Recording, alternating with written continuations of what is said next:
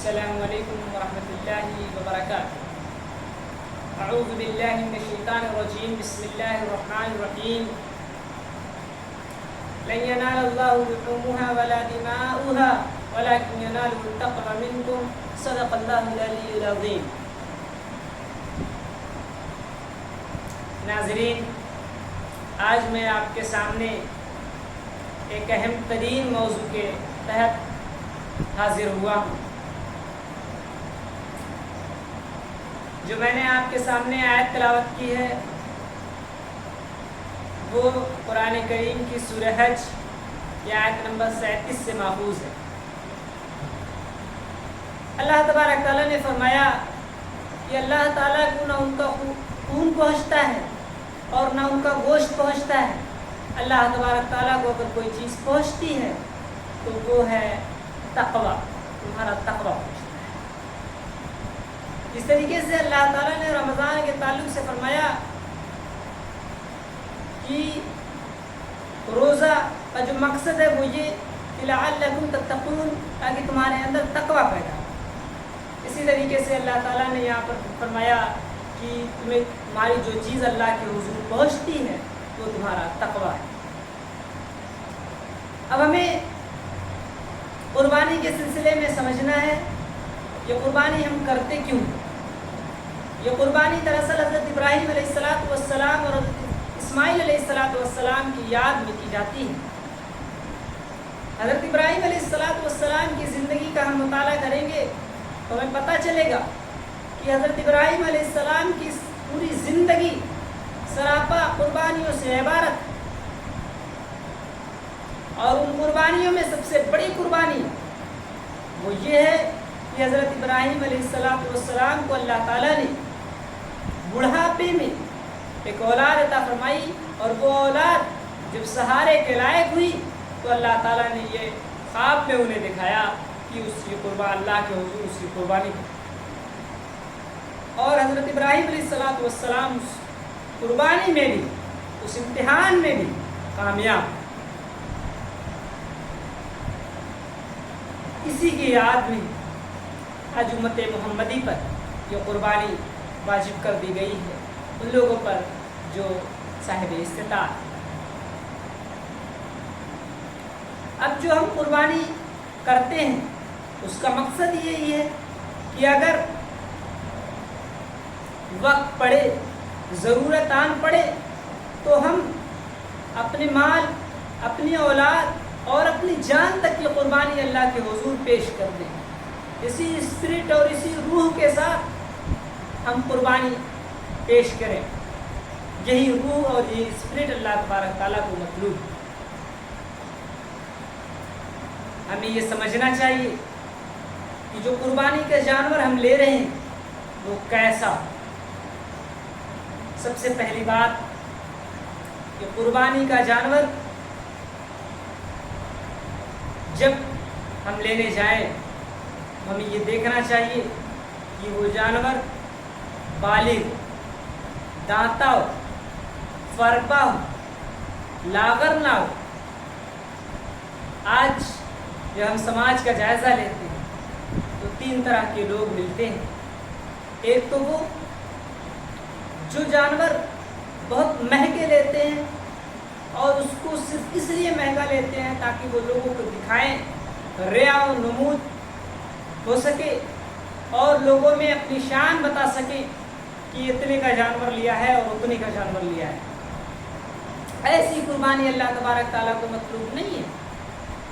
دوسرے قسم کے وہ لوگ ہوتے ہیں جن کے اوپر قربانی ایک بوجھ ہوتی ہے، جو ایک فارمیلٹی کے طور پر قربانی کو بس کسی طریقے سے اپنے اوپر سے اس بوجھ کو اتار دینا چاہتے ہیں۔ میرے بھائی، یہ قربانی بھی اللہ تبارک تعالیٰ کو مطلوب نہیں، کیونکہ ایسے لوگ کیا کرتے ہیں کہ جانور جو لینے جاتے ہیں تو وہ لاغر ہے، لنگڑا ہے، لولا ہے، چل نہیں پا رہا ہے، اسی کو لیتے ہیں اور اسی کے لاغر کی قربانی کرتے ہیں۔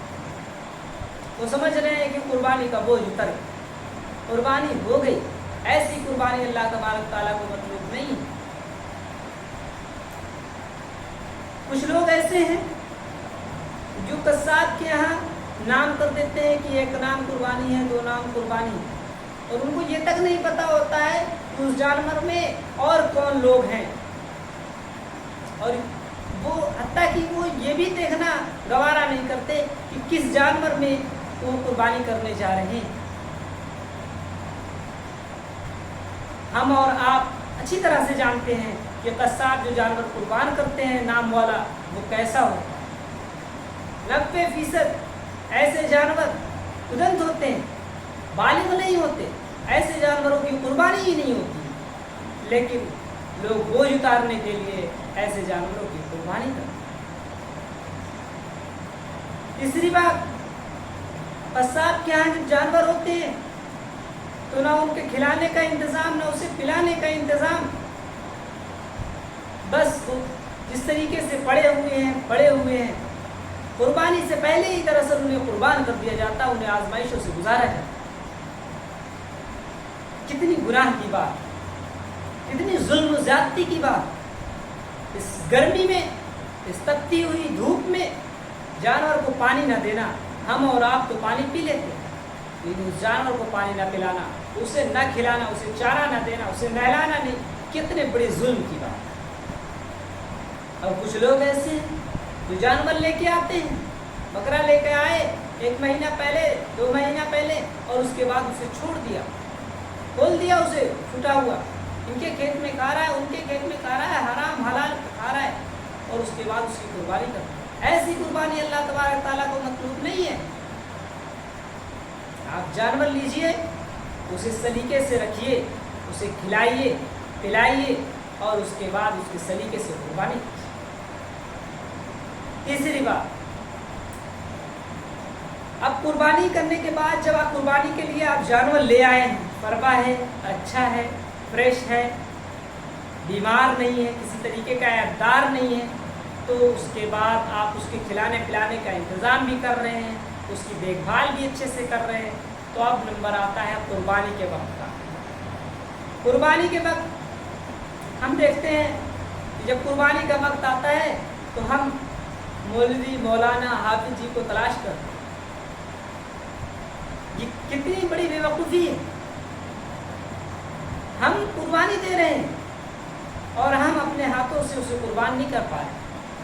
उसमें करना ही क्या है मेरे भाई? कुर्बानी का तरीका यह है कि हम पढ़ें एक दुआ, इन्नी वज्जहतु वजहिया लिल्लज़ी फ़तरा अस्समावाति वल अर्ज़ हनीफ़न वमा अना मिनल मुशरिकीन इन्ना सलाती व नुसुकी व महयाया व ममाती लिल्लाहि रब्बिल आलमीन व बिज़ालिका उमिरतु व अना मिनल मुस्लिमीन अल्लाहुम्मा तक़ब्बलहु मिन। उसके बाद नाम ले लीजिए, फ़ला इब्न फ़ला, फ़ला इब्न फ़ला, फ़ला इब्न फ़ला, कमा तक़ब्बलत मिन ख़लीलिका इब्राहीम व हबीबिका मुहम्मद सल्लल्लाहु अलैहि वसल्लम। अगर वो दुआ भी नहीं याद है, फिर भी आप बिस्मिल्लाह अल्लाहु अकबर कहने के बाद अल्लाहुम्मा तक़ब्बल मिन फ़ला इब्न फ़ला, फ़ला इब्न फ़ला, हबीबिका मिन ख़लीलिका इब्राहीम व हबीबिका मुहम्मद सल्लल्लाहु अलैहि वसल्लम। करना क्या है इसी? जो कुर्बानी आप अपने हाथ से करेंगे, जो स्पिरिट आपके अंदर पैदा होगी, जो जज्बा आपके अंदर होगा, वो दूसरे के अंदर तो नहीं पैदा हो सकता है।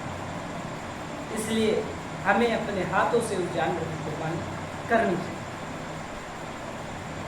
अब उस जानवर की कुर्बानी कर लेने के बाद एक और अहम बात आती है, वो ये कि सबसे पहली बात, जो गोश्त, उस गोश्त को 3 हिस्से में बांट दिया जाए।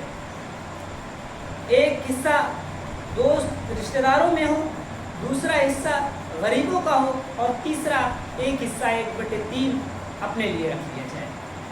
आज हम और आप देखते हैं फ्रीजर में गोश्त भर लिया जाता है, किसी को दिया ही नहीं जाता।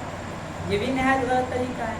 कुछ लोग हैं जो बड़े नेक हैं, अपने आप को दिखाते हैं, तो वो क्या करते हैं कि जो अच्छा गोश्त होता है, जो कीमा होता है, जो फ्रेश बोटी होती है, उसको उठा करके फ्रीजर में डाल देते हैं, और उसके बाद जो बचा हुआ ख़राब गोश्त होता है वो उनको बांट देते हैं। ये भी नहायत गलत तरीका है।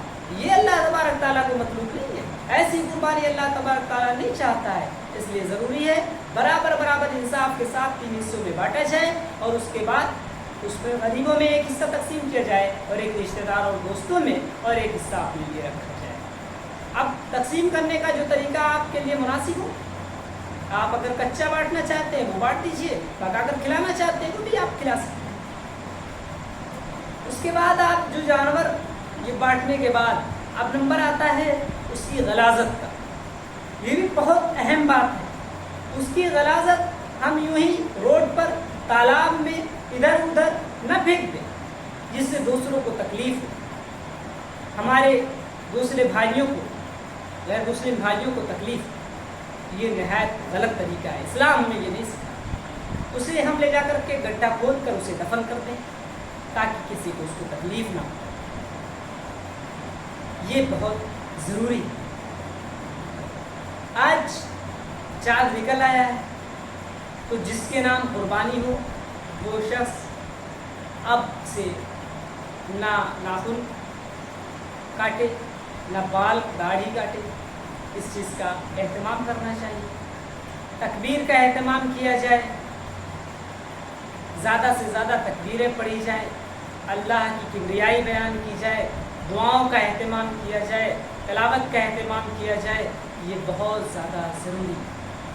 कुर्बानी हो जाने के बाद अब हम नाखून काट सकते हैं, बाल काट सकते हैं। जो हम अपने आप को अपने दाढ़ी, बाल, नाखून वगैरह सही कराना चाहते हैं वो सब कुछ हम इसके बाद करा सकते हैं। ये है वो चंद बातें जो हमें करनी चाहिए, कुर्बानी के ताल्लुक़ से जाननी चाहिए और उसको अमल में लाना चाहिए। अल्लाह से दुआ है अल्लाह तबारक तआला हम तमाम लोगों को कहने सुनने से ज़्यादा अमल करने की तौफीक अता फरमाए।